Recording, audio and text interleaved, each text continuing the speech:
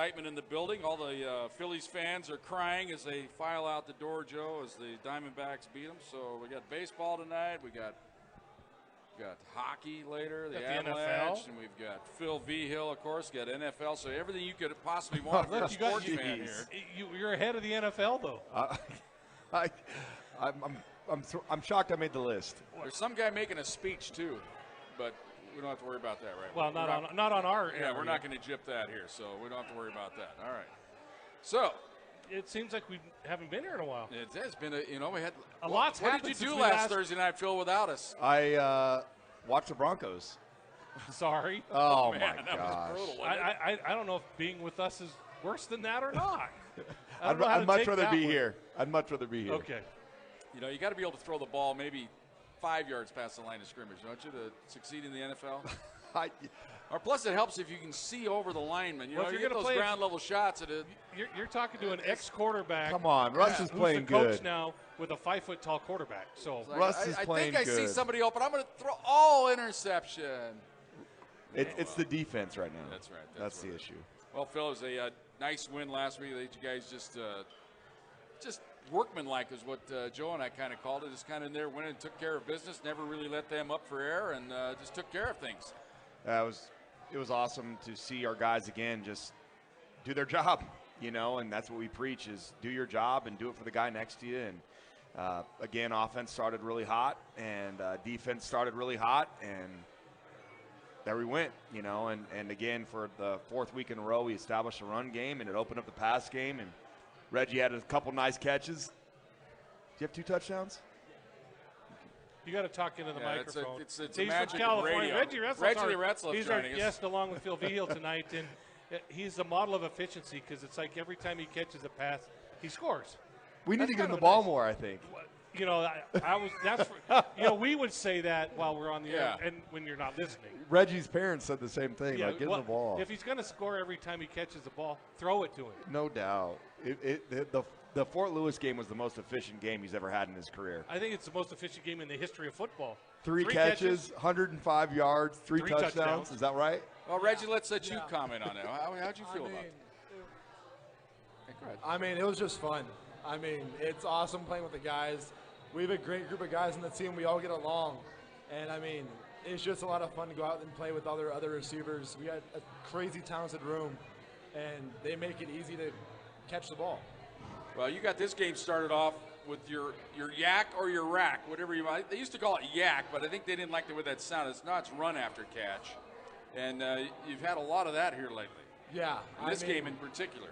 Yeah, this last one I had a couple yards after catch, and it was fun. I mean, it's fun running with the ball. Everyone likes to do it, and there's a reason why. Everyone wants the ball and to be able to run with it. Well, I'll tell you what, the most important rack or yak or whatever we're calling it was the very first drive, because we started off, we threw an incompletion, I think, on the first play, and then we had a penalty that brought us back, I think, to 2nd and 15, something like that. And we threw a little screen pass to Reggie, and it got us into 3rd and short.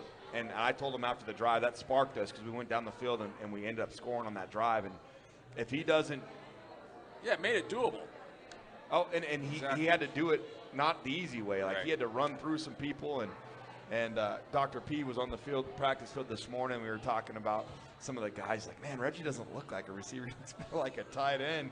And I was like, well, he looked like one on that run right there. He looked pretty good carrying people down the field. So it was awesome to see. That was a big one. Well, you mentioned that first game I called this year. I go, he looks more like an H-back or the old-fashioned H. We're dating ourselves when we call him that. The Shannon Sharp type, with speed but size. Yeah, I mean, I used to be really fast. But then I got to college and started to put on a little more weight because the guys seem to hit a little bit harder than they did in high school. Well, I still don't see many people catching you from behind, though. No, I mean, the other receivers like to give me a bunch of flack about being slow, but I was racing a couple of them today, and I beat them all. So there you go. Exactly. Don't worry about it. Reggie's from Corona, California. Yes. Went the JUCO route.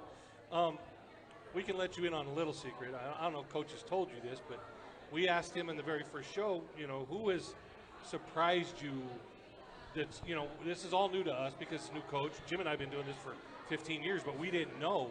And he said, there's this kid, this Reggie Retzloff, he's a different kind of kid. And we're like, All right, we can't wait to see him. And it turns out, what has been the fit for you here? Why has it been such a good fit? A lot of it's just the other guys in the receiver room, and then also just developing my relationship with the entire quarterback room as well.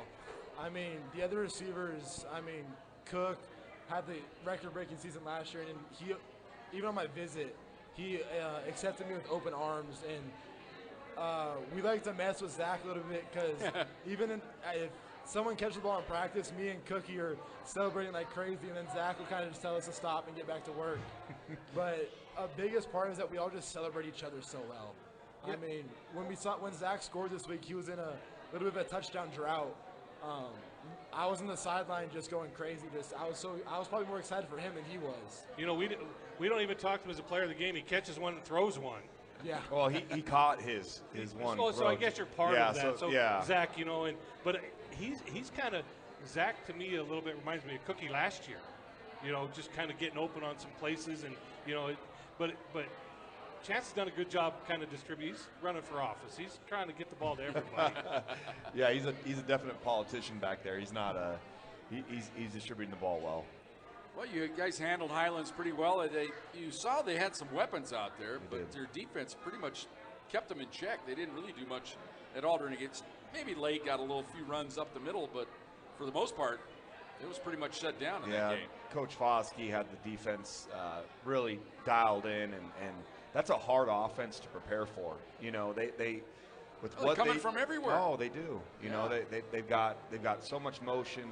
Everything is triple option, and they do a really good job with it. And so I was really pleased with our defense. You know, they held that offense to 121 yards rushing, and that was a team that was, you know, one of the tops in the conference in rushing every single week. And so to be able to do that was huge. And, you know, I was giving Chance felt really bad on Saturday. Why? Because he fumbled? He fumbled. He allowed their points too. Yes, exactly. That's exactly right. Yeah, the offense scored all, you said that, all 60 whatever points it was. We scored all their points tonight. Yeah, so Coach Foskey came into the office on Monday morning, and he had a breakfast burrito hanging in a plastic bag on his door from Chance Fuller, and it said, "I'm sorry for not giving you a shutout." And so it was good. But defense played great, and you know, they really slowed those guys down and got some turnovers when we needed it to, and it was great to see disciplined football. Well, one of my favorite plays of the game was old number 3 for them. Their linebacker kind of wolfing it up. You gotta, you know, doing the mean mug and the dancing before the game, and then Howard Russell pancaked him on that run, which was awesome. And I celebrated. I should cut that up and send it to you. Just I would like that. I was just ticked off at that guy. Hey, look who's here. Our number 3, Corey. Oh, there he is. Hey, Corey. We'll get them all in here. I don't want to say the defense is fashionably late, but you know, but truth be told, Corey's been with this program for ever. He's almost 30. Yeah, it feels like. Well, are you as old as Chance? How old is he? 25 or 6? I'm 24. It's almost. Almost. I'm old.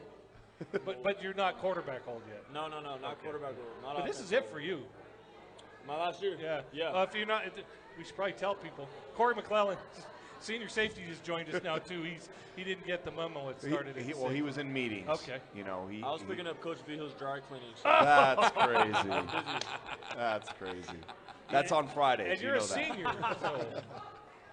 Well, for this ball club, since we're bringing Corey in, we'll talk about defense. I mean, that's the anchor of this ball club is the defensive secondary. I think coming in, everybody thought that was the strength. And you and Bone back there like heat-seeking missiles. I'm sure you guys, it's not so much pass defense. You guys like to hit a little bit. Yeah, Bone makes a lot of jokes that he's like a linebacker because we use him a lot in the box and just let him go in there and get his head in there on tackles and stuff, and that's what he's good at. So that's what we let him do. And yeah, I mean, that was what I was doing before Bone came in, and then he came in and wanted to be an All-American. So they just let me go cover and get interceptions, but. Yeah, that dude's built different. That dude's crazy. I sense a hint of jealousy there, maybe a little bit. Say it again? A hint of jealousy, maybe, on your part? He's getting all the accolades? Nah. No jealousy, absolutely not. Okay, no. good. That's my brother, man. I love that guy. I'm really happy for everything he's done. Well, how much pressure did you feel? You and Bone in particular, you know, you guys have the reputation as the the best defensive backfield in the conference, if not the country. You guys are big, you're physical, you're strong. You've been part of this program for a long time. New coach, new philosophy, new defensive coordinator, new secondary coach, and yet you guys have to step up and be leaders of what the Pac was and what it's going to be. Yeah. Well, how much did you take on that yourself? Yeah, I mean, there's a lot of pressure, but, you know, whatever that saying is that you have to have a lot of pressure to make diamonds or whatever it is. Like, that, we thrive off that kind of stuff, you know. Like, with the new coaches coming in, we had me and Bone and, you know, a couple other guys in our secondary had some opportunities to go to different places, but, you know, this place is special to us, and, you know, we know what the defensive backs mentality is and what the tradition has been in that room for a long time, so we just wanted to maintain it. So we're just happy that we get that opportunity. Can you cover him? Oh yeah, Reggie? Oh yeah. Oh yeah. I pressed Reggie the other day. He couldn't get off. Oh, man. No, I don't see him too much. He's more outside with the corners and stuff. I cover like Cookie and all the shorter little fast dudes. They don't want to get hit by you though. They just run around me. They're fast. They just run around me. They're fast. Well, let's Reggie, talk, go ahead. We'll talk a little bit more about the game. We'll get more of these guys in the second segment. But Phil, I'm sure you got to be just pleased at the way the running game just continues to evolve. It makes everything easier when you can run the football, doesn't it? Oh man, it's I've said it before, but it's such a comfort blanket for a head coach to go into a game knowing that physically we can get after people and we can run the football. And right now I feel like we have two of the best tailbacks in the conference, in Keon and Howard, and finding ways to get them the football to make people miss and get those tough yards. And, you know, we talked a lot about the offensive line and the question marks there just because of the lack of experience.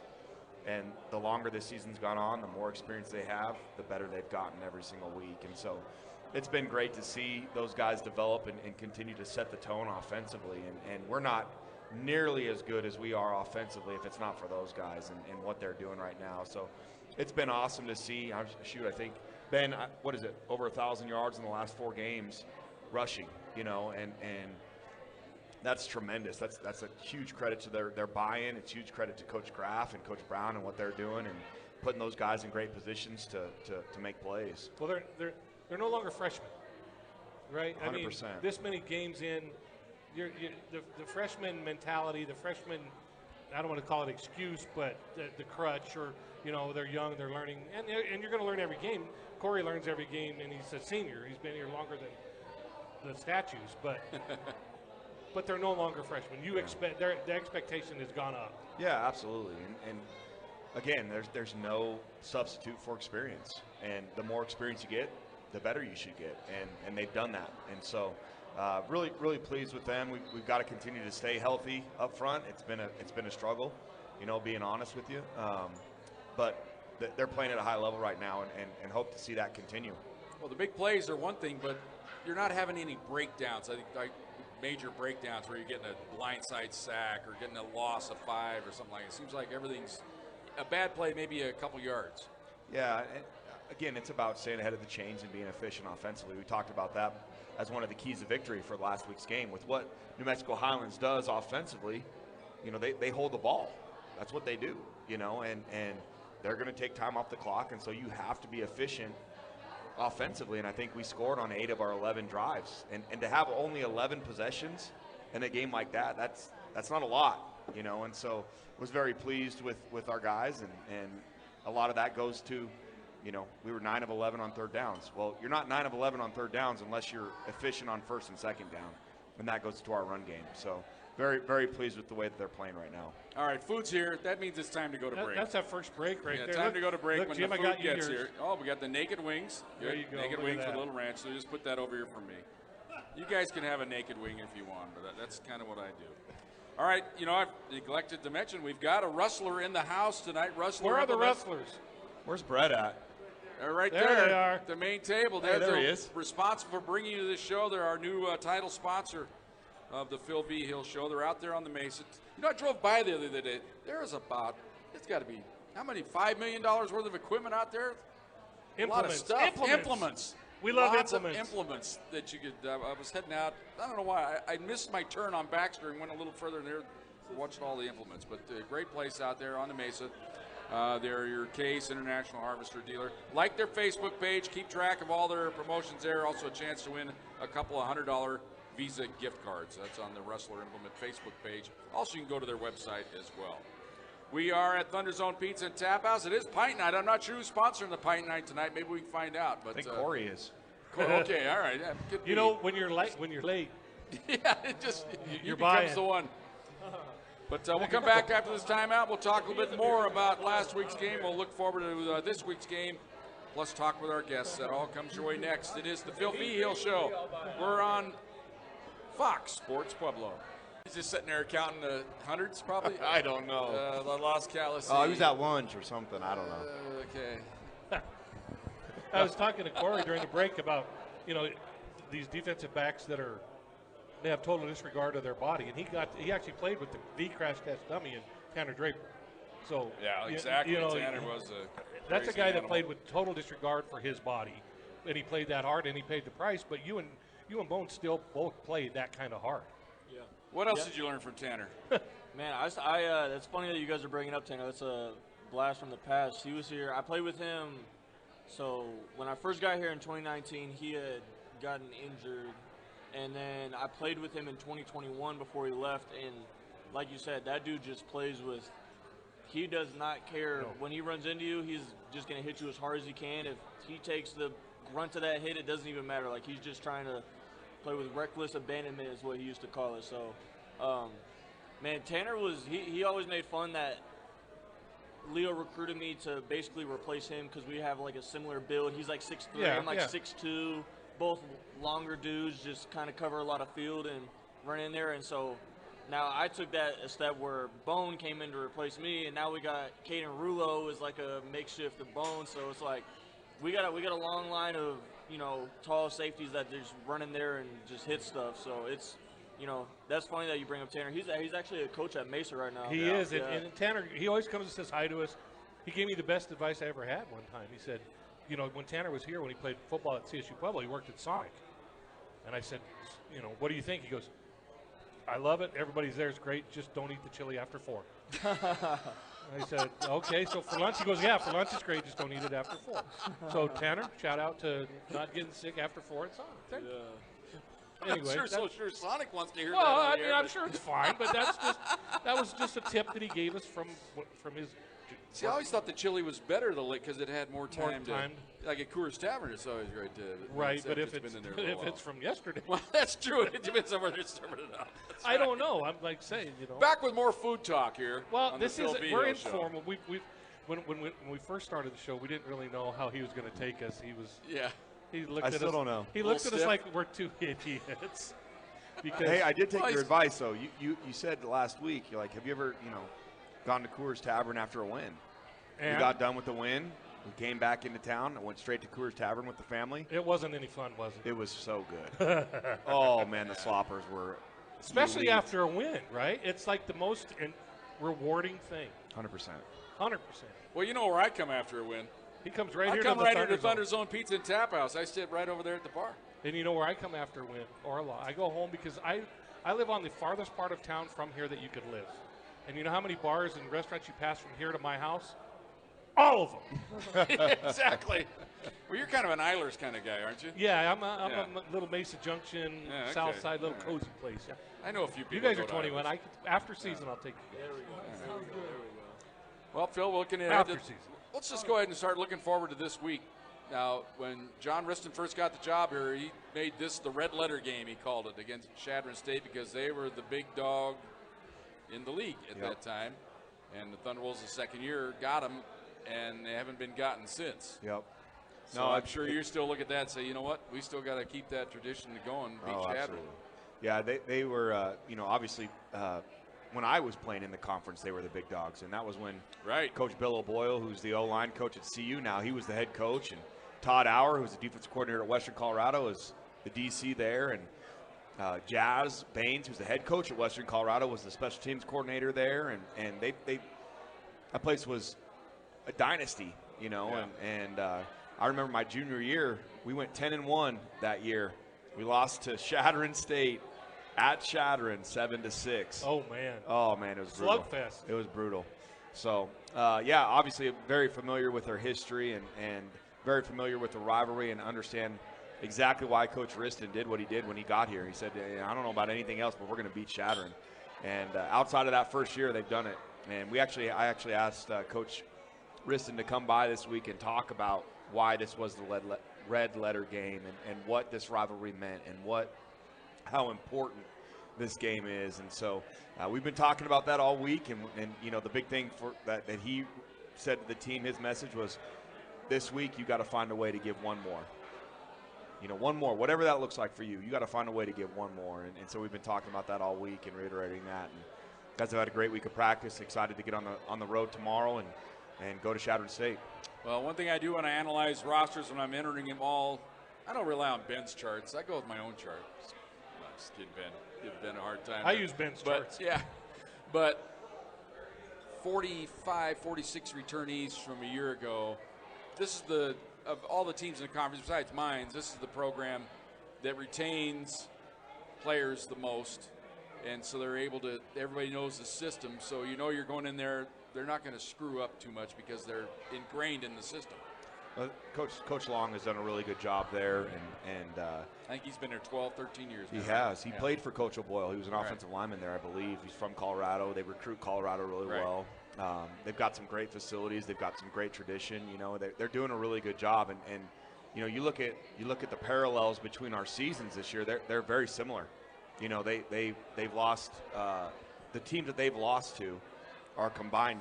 I looked it up. It was like 25-3. You know, the teams that we've lost to are combined 19-1. You know, and so they've lost to some really quality teams, and they're playing some really good football. And even in the Black Hills game, you know, the Black Hills got after them a little bit in that game, but they changed quarterbacks in that game, and they've been starting that same quarterback since. And that kid is a very good football player. He's a big lefty, kind of reminds me of Tim Tebow. He can throw it, he can run it. I mean, he can do kind of everything, and they do so much offensively. They have a ton of formations, a ton of different back sets. They're very multiple in what they do offensively. And so they're playing at a very high level on the offensive side. Defensive side, what they do is difficult. I don't know if you guys have watched like Oklahoma State, but it's really an odd front. We call it Wolf. It's an odd front, 3 linebackers, and then they're going to play with 3 safeties. So you never know where that extra hat is going to be in the run game. And you look at their statistics, you would think in an odd front, you know, they're not going to be great against the run. They're really good against the run. And so we've got our hands full this weekend. This is not going to be – we got to be at our best. That's the thing I've been talking to the team about. We got to make sure that we are going in there ready for a physical fight, and we got to be at our best to be able to walk away with a win. Shattern's a hard place to play. It really is. It's a long trip, and they're going to be rowdy. There's going to be a lot of fans there. It's going to mean a lot to both our program and their program, and it's going to be a lot of fun. Looking forward to it. Well, and the one thing you look at when they analyze their roster, the returnees, very heavy on the offensive line and defensive line. They bring all their guys back, and they're just kind of they redshirt them, and then they bring them in, and they're powerful when they come in. That's the spot I'm sure when you're looking at. That's where we got to battle them at. 100%. You know, their defensive line does a really good job, even though there's only 3 at the line of scrimmage. They do a great job of slanting, playing with their hands. They're physical up front, and that's why they're one of the best run defenses in the conference. And so again, for us, we want to hang our hat on being able to run the football and being physical up front. We're excited to see how that matchup plays out this weekend. Now, Reggie, you're new to the conference. You don't know Shattern. Corey's been there a couple times now, at least twice, 3 times. This will be your third. I've been there once. I've played them 3 times. Okay, so this is a new place to go. It's a little town in the middle of nowhere that they love their football. How much film? I mean, how much do you lean on these guys to talk to you about that, or film do you watch, or I mean, where's your head at when it comes to something this new? I mean, the biggest thing that we've talked about is the environment and stuff like that, and the only way to get a feel for that is to talk to the guys that have been there. I mean, I've leaned on Corey a little bit about that. I've talked to Cook a bunch about it. He's been really vocal in our room just about what it's like to play there, what the trip is like, and then also, like, as an offensive group with the receivers and quarterbacks, we watch film together a couple times a week just so we're on the same page. And a lot of it is, I mean, we learned from the Grand Valley games that we like playing in rowdy environments. I mean, we played really well in that game, and it seemed the moment doesn't seem to it never feels like the moment gets too big for us. And I know that everyone, at least in our receiver room, and I assume in the DB room, we're all super excited to get there and be able to play. And we love the mentality of it's us against the world. We really rally behind that, and I'm really looking forward to getting there, and it's going to be a lot of fun. Well, what do you look at when you scout their defense? What are they going to do that's going to cause you guys problems as a receiver? They're pretty good at disguising what they do in the back end. I mean, they're really good. Their three safety set. You got to be able to identify coverage right off the line of scrimmage, and if you don't, it makes it hard for us with a lot of stuff we do. And a lot of it's just trust with Chance and us being on the same page and seeing the same stuff. So a lot of it's conversations on the sideline. We've had a lot of conversations just in practice about like how we want certain routes run, and really it's just getting on the same page with him and the entire offense being on the same page and seeing the same stuff and reacting to it the same way.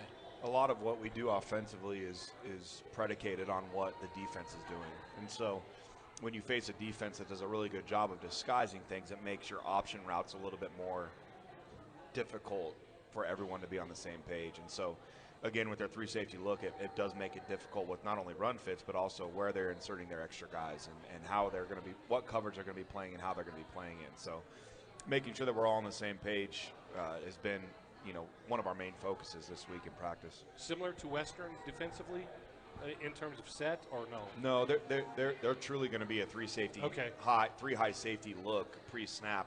And then once the ball is snapped, they're gonna somebody goes. It might be one guy, it might be two guys. Somebody's gonna be in the box, and so you're gonna look up and you're gonna say, "Oh man, this looks like a pretty good box for us to be able to run the football." And then at the snap, now there's 7 guys in the box instead of 5. And so, being able to recognize that and see where we have our advantages, it can be difficult. All right, Phil Vigil Show. We are at ThunderZone Pizza and Tap House. When we come back after this timeout, Joe, I got a few questions lined up. You got any on the tweeter? I have the one. All right, so if you got a question for the coach or any of the players here, 719-671-7574, 719-671-7574. Text me your question. We've already got a couple in from earlier this afternoon. One deals with a drone. Yeah, I got drone gate. I got So we got to figure out what happened on the drone gate and some other things that are happening. It is Pint Night, ThunderZone Pizza and Tap House. We got ball games on. We got Phil. We got everything going on. Even Ben's here. Ben will talk to you as well. Ben Greenberg. He'll talk your ear off. All right, he's over there. He's our audio engineer here. I like it. He's all right, up down guy. All right, we're back to this timeout. More of the Phil Vigil Show comes your way next on Fox Sports Pueblo. Phil Vigil Show, Pint Night here. ThunderZone Pizza and Tap House brought to you by Rustler Implement. They're out there on the Mesa, plus in Rocky Ford. Get all your implement needs. Like their Facebook page. Do all that stuff. Chance to win a couple of Visa gift cards. Have you registered for a couple of Visa? I don't think we can win, but have you registered? I have not, because, what am I going to do with it? What are you going to do with a big combine or whatever, huh? I want one of those corn huskers. I want one of them things we saw that we were actually going to Fort Lewis one year to cover a game. And we were going past Alamosa, and they were harvesting potatoes. That was the craziest thing I've ever seen. I've never seen a potato harvester before. So there's this implement you put on a tractor, and it digs them up, spits them out, and throws them. I'm like, we were mesmerized. French fries. It was like, this is the coolest thing ever. So that's what they sell at Rustler. They sell everything there. Thank you. Now, on the way to Shadron, they have those big. Yeah, we don't know what sugar those beets, maybe? I don't know what those things. They're big. They look like it's crazy. Dead animals, and there's millions of them. And I don't know what they don't know. It's amazing the things you see out on the plains on our road trip. I'm sure you guys are just snoozing there on the bus. 6 hours worth of nothing. Yeah, you just watch. Is I-25 going to be open tomorrow? It is. It opened now. It opened this evening. Let's go. Yeah, so we're all good. Don't have to worry about any of that. I was telling Ben and Paul, you could go. You take this little road right here to Ordway and take a left, and it's Highway 71. You can take Highway 71 from there all the way to Shadron. You don't have to get off Highway 71. Coach Riston called me today, and he's like, "Hey, have you planned out how you're going to be taking this trip?" And I was like, "Yeah, we're I-25 is supposed to be open. We're not sure yet." He's like, "Okay, if it's not, you got to go to Lyman." He's like, "I know you don't want the old guy calling you, telling you how to get to your game." I was like, "Coach, all the advice you can give me, I'll take anything you want to give me." Well, he is Mr. Trial and Error, because one year he thought that let's just take Highway 71 all the way. It's 2 lane, about half. Some of it I don't even think is paved. You just told us to take Highway 71. You can though. I'm saying if you have, if highway, Oh, if it was my closed, I don't want you to No go. I don't want you wonder. to go to Highway 115 to Canyon and back around. Oh, my God, that'd have come been a on. nightmare. Yeah, no, I'll take care of you. Good Well, luck. Get to yeah. Pueblo to Shadrick. Yeah, I was in the middle of it Sunday night coming home. I had to do the old Overton Road. Overton Road, man. That was tough behind a couple of trailers. Took a half hour to go 5 miles. It was nuts, but that's all right. Made it home in good shape. All right, we got questions lined up for you, Phil. You know, first of all, we're going to go to Joe, our correspondent here. He has more on Drone Gate. Yeah, I don't know if you guys noticed the last home game. They had to stop play because there was a drone flying over the field. Yeah, we found out who it was. Oh, we did? Yeah. Okay, who was Yeah. it? Corey's parents were trying to get a highlight tape. They wanted it up close and personal. Yeah, they wanted. So it was Corey's parents. Thanks a lot to the McClellans. Really appreciate you guys. Don't do that. That is, you gotta love when a coach will just Yeah, go that's at you. good. That's good. That'll go at you. Know, we actually looked into it. They don't know the owner of the drone. No, it looks just like the drones that we flew at practice, and I saw it before they called the game and paused it, and I looked. You guys didn't even see a drone, did you? Oh, our social media guy Oli, I was going back and forth on the sideline, and I was like, I had my phone in my pocket. I about pulled it out and called them because I was like, if that is our drone, I'm going to lose my mind. Thankfully, It was. It was not. It was not our drone. I don't know whose it was. There's a lot of rumors it was Corey's parents, but That is okay. not a rumor. there's- You just made that up right now. That is not a thing. There's a couple of things you got to know about drones. Technically, you're only supposed to fly them in line of sight. It means you have to be able to see the drone. You can't fly it like you can't be sitting in your car flying it over the stadium, or you have to be able to see the drone, and that's one of the legal things. And 2, you're not supposed to be able to fly it over people.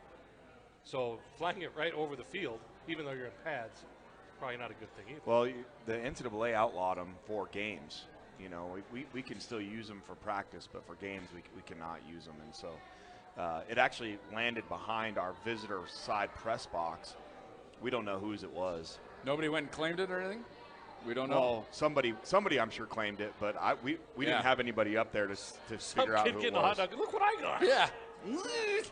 Take you on up into the air. All right, so we So- don't have an answer. So basically, there was a drone. It stopped play. You guys didn't even notice. You were getting some It was water. weird though how it stopped because it was following number 3 around the Yeah, entire exactly. field, and then when the defense got off the field, all of a sudden it take came off. and I said, I'm landed. out. My work wanna- is done. You want a rebuttal? I mean, he is the head coach. No. There's no rebuttal. It was following me because I'm a walking highlight reel. There you go. Oh Exactly. my gosh! Yes. A Yes, walking let it- highlight reel. To drop that one. Man. Bingo, let's Drop go. it like it's hot. Well, how many picks you got this year already? Well, according to Ben, I only have 2, but I do have 3. What? I got 3. I got that one at Fort Lewis. All right, It's all being right. fixed. Good man. So I just got 3 on the season so How far. many's in your career now? 9. 9. Yep. That's a pretty good career. Not too bad. No. Not too bad. How many pick sixes? Just 0. one. Just One. one. I got Oh, one. I had okay. one against Grand Valley. Yeah. Yeah. I've seen you run with the ball. Nice, nice. Stop. What does that mean? All right, so I thought you looked gets rid of the drone question. The other one, kind of a silly question. They wanted to know, were you jealous of us 3 eating at Charlie's Spick and Span when you were eating that slop at Dick's? I feel like that was a question that was planted Not from me.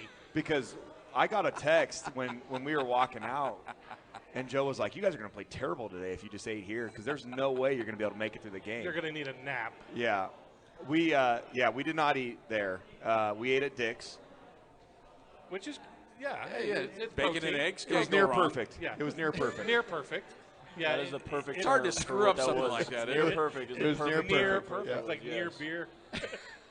Well, we have a saying in our program that we like to use, and it's called near perfect. So we know every week we talk about the weather, and the title is always Near perfect weather. near perfect weather. Whether it's 30 degrees or 75, it's always near perfect That's weather. exactly right. It's a mentality.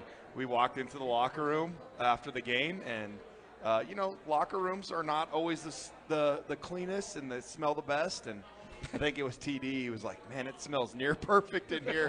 So It was that's kind of what we talk about in our program with that stuff. I know you as a player got to play in the old mines where they didn't have a locker. Tell these guys they didn't even have a locker room at the stadium for the visitors. Yeah, the old mines, you change on the bus. You wouldn't be able to change because there was no room for you in the visitors' locker room. Not only that, but if I was standing on one sideline and obviously mine's on the other side, you wouldn't be able to see them because the crown of that. Yeah, that's right. That field was so big. You're always, as a quarterback, it felt great because you're always throwing downhill, But it was 1960. Yeah, 63. Oh, yeah, 63. Look at Corey. Cool. Yeah. Feeling salty. I love it. Well, that's the old CSU Pueblo effect. Mines is, they said, hey, they're doing it down here. Yeah, they had to up their game because and they're number 1 ranked team in the country. They say Hey, it's we're good for the upgrading. RMAC. We're upgrading our stadium. I don't know if you guys saw that or not. The Sky luxury boxes. Yeah. I think it's going to be the Joe Cervi one. Isn't that you're sponsoring one, aren't you? I already have my seat until Paul says, you're done. It could be tomorrow. So. He's going to be on the drone. Yeah. I'll be in the parking lot in my car saying, I can see it. I'm flying it from here. I'll be a fly Joe correspondent. in there and just parachute him in and hover over the stadium. All right, well, we already got one of our – they always ask. They want to know the itinerary. What's your plan tomorrow? When are you leaving? Where are you eating? You guys want to? You know it? You know the itinerary? I've said it. I know what time we got to be up, and then after that, you just tell me what to do after that. So we just follow you around after. Do you know it, Reggie? I think we have breakfast at 6 a.m. Okay. Load at 6:45. Okay, nice. 2 for 2. We get to Nebraska at 11 something. 11:30. We're going to stop in Sydney, Nebraska. We're going to Cabela's. There you go. Yeah. We've got we've got some of our staff that's going to stop in Sterling. I believe in Sterling. Yeah. Grab some Jimmy John's. They're going to meet us in Sydney. We're going to eat some Jimmy John's there. We're going to walk around Cabela's a little bit. Get a little camo for the game. Sure. I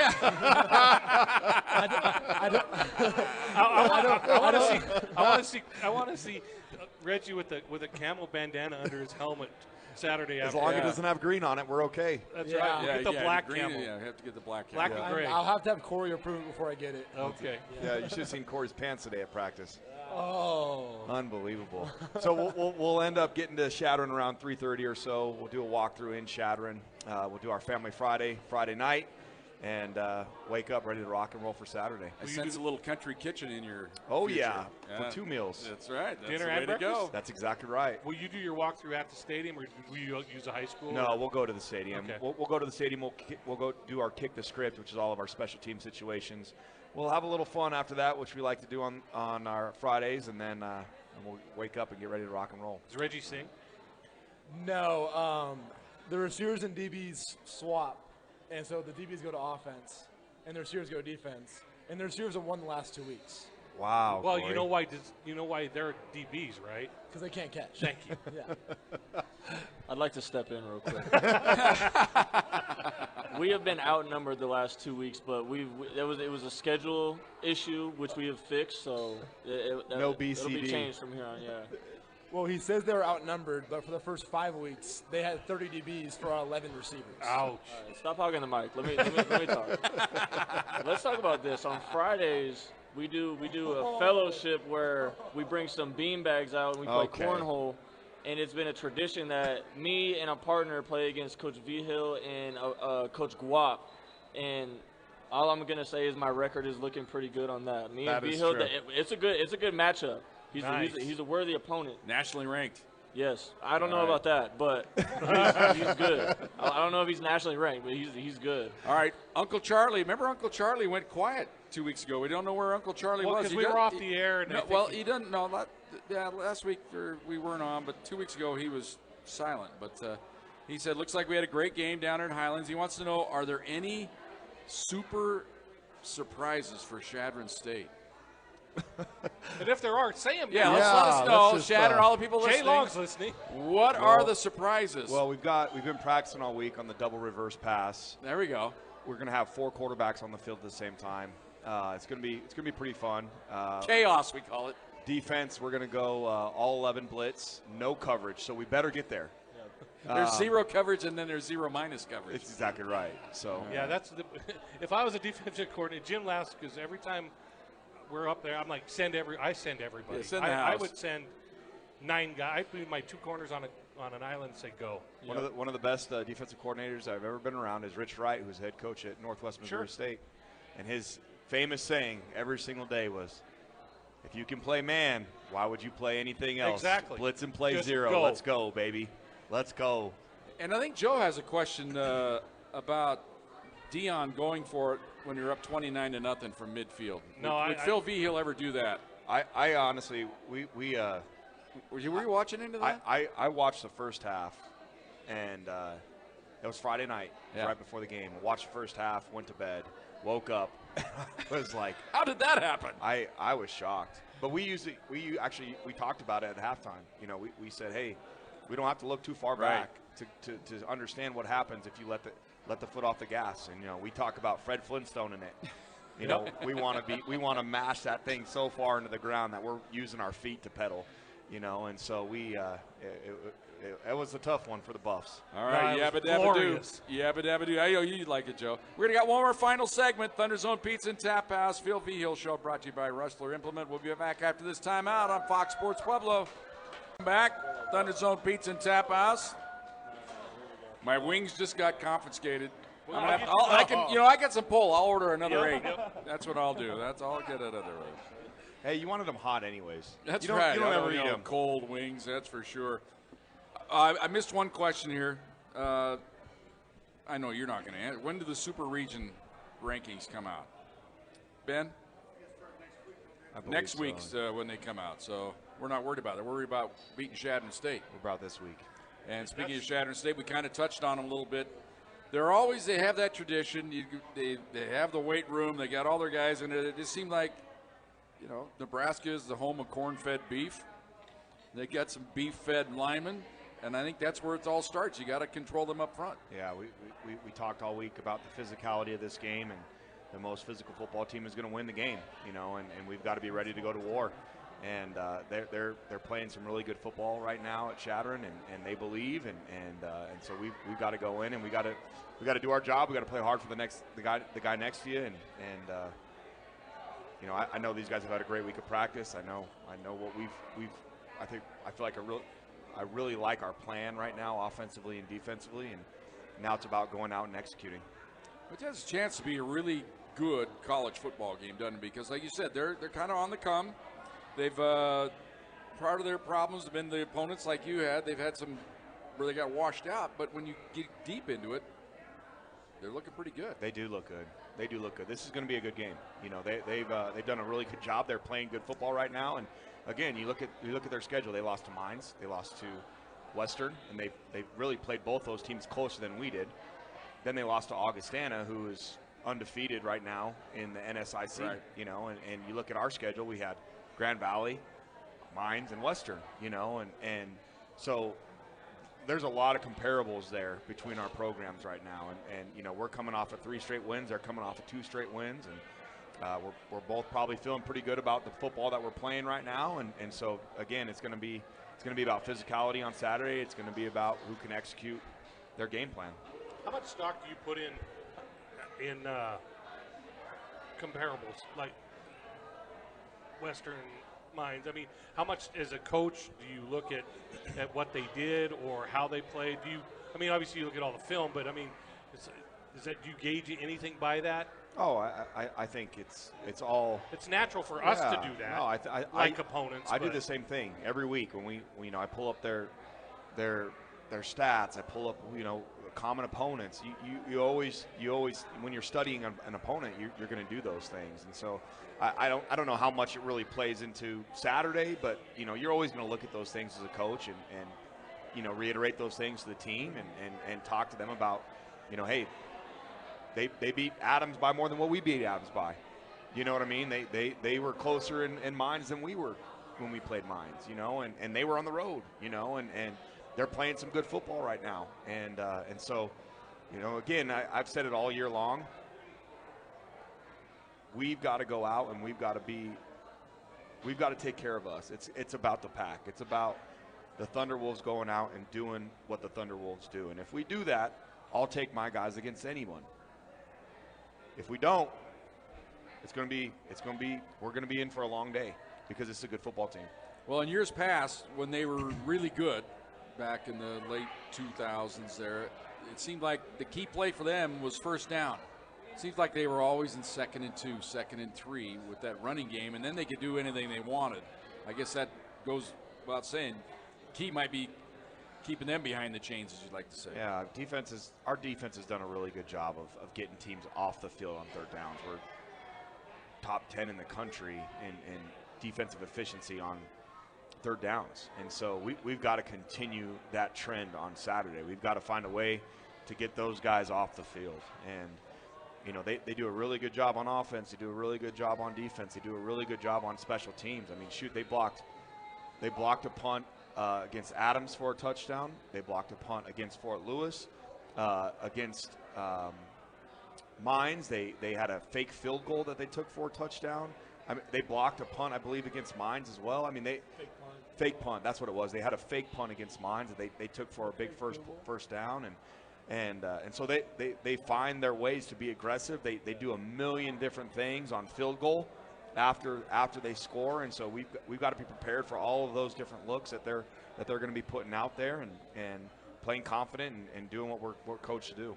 Well, you've got to feel a little bit better about your squad. You have one of your biggest improvements as the season's gone on is third down efficiency from your offense. Mm-hmm. You guys are staying on the field longer. For a while, it was a little grim, but now it's I mean, 3 weeks in a row, your third down efficiency has been outstanding. Yeah, it's again, it goes back to winning first and second down. Right, and as we've gotten better on third down, what also has gotten better? First and second. Yeah, our run game, right? Sure, our run game on first and second down has helped us tremendously on third down, and so you know that again, we've got to go in. We've got to find a way to establish a run. We've got to find a way to get them off the field on defense, and we've got to be elite on special teams because they do a really good job. Well, let's retouch on it. Defensively, what are they going to do that caused the Thunderwolves' problem? What are the exact things you're looking for? Yeah, so they do a lot of slanting. They are an odd front, so mainly a 3-3 box, and then they'll play a 3 high safety look behind it. And so it's really a 3-3-5 is what, you know, old school 3-3-5, but they do a really good job of adding extra hats in certain spots that you don't quite expect it from. And they do a really good job of slanting up front and playing with their hands, and they're violent up front in the defensive line. Linebackers are really good. They can run as well. And so, you know, for us offensively, we've got to find angles in the run game. We've got to find ways to put our guys in good positions to get these guys covered up, to let our running backs, you know, we all the time talk about, we're going to get you to the second level. You've got to make that guy miss. And consistently over the last 4 weeks, we've been able to do that. It's got to continue on Saturday. And when that happens, they're going to add more people to the run game. And that allows guys like Reggie and Cookie and Zach on the edge to be able to get loose. And that's when we got to win our one-on-one battles on the edge and let Chance go to work and distribute the football the way that he has been. And so that defensively, they do a lot. But they're very sound in what they do. You know, they are always gapped out. And so it's you know, I don't expect us to have, you know, 40 explosive plays on Saturday, right? We're going to have to earn our points. We're going to have to sustain drives offensively to be able to score against these guys. And so that's the plan offensively. And again, defensively, for us, they do so much. They're very multiple. They have multiple back sets. Their quarterback can hurt you with his arm or his leg, and so we've really got to be ready for everything. Their receiver number 4 is a very, very dynamic player. He's actually a Colorado kid. He went to Poudre High School, but we've got to find a way to contain them offensively and again, get off the field on third downs. Well, it sounds like kind of a coach's dream type of game, but could be a nightmare as well. Well, I hope not. I hope. You know what I mean? Like, you stay up and I wonder, why are we going to stop this? But no, that's probably what you're in the job for, though. No, that again, I trust my staff to put together a great plan, and I think we've had a great week of practice. You know, it's starting to get to that time in the season where, you know, bodies are getting banged up, and shoot, you look up, we've got 4 games left, and that's all that's guaranteed right now. And so, you know, we've got to find a way to give one more. You know, it's the red letter game. It's a big rivalry. We're going down to Shadron. We got to find a way to give one more, and that was the same message I had to the coaches. You know, we got to find a way. We got to find a way to put our guys in a great position to go and make plays on Saturdays. And I trust my staff, and I trust these guys. They've done a great job, and we're going to go down there and give it our best. All right, our guests, we thank you for coming on the show here tonight. My partner is Joe Cervi. We thank everybody here at ThunderZone Pizza and Tap House. Ben Greenberg as well. The athletic director is Paul Plinsky. Aaron Kinnischtzke has been our producer and engineer tonight. We thank Rustlers in the house tonight. Russell Implement, our title sponsor of the Phil Vigil Show. We'll have the ball game for you on Saturday. It's 11:30 start now, 11:30 pregame, 12 o'clock kickoff from Chadron, Nebraska. Jim and Joe will be there to bring it to you.